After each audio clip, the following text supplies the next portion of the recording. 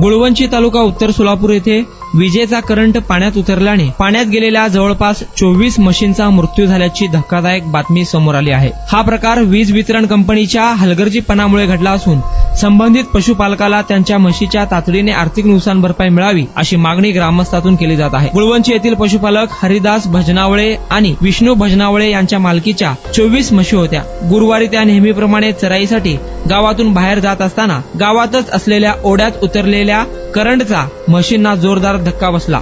गावाच्या ओढ्यात विजेची तार तुटून पडली होती, त्यामुळे पाण्यात करंट उतरला होता। याची कल्पना पशुपालक भजनावळे यांना नव्हती। ते लक्षात येईपर्यंत पाण्यात उतरलेल्या म्हशी गतप्राण झाल्या होत्या। हे लक्षात येताच भजनावळे यांनी उर्वरित म्हशींना त्या पाण्यात जाण्यापासून रोखले, त्यामुळे त्या 4 म्हशींचा जीव वाचला आहे। या घटनेची तात्काळ कल्पना महसूल प्रशासनाला देण्यात आली असून पंचनामा करून नैसर्गिक आपत्तीमधून संबंधित पशुपालकाला तातडीने आर्थिक मदत मिळावी अशी मागणी गुळवंची ग्रामस्थांनी केली आहे। या घटनेचा आढावा घेतला आहे लोकप्रधान न्यूज चॅनलचे पत्रकार नारायण घंटे यांनी।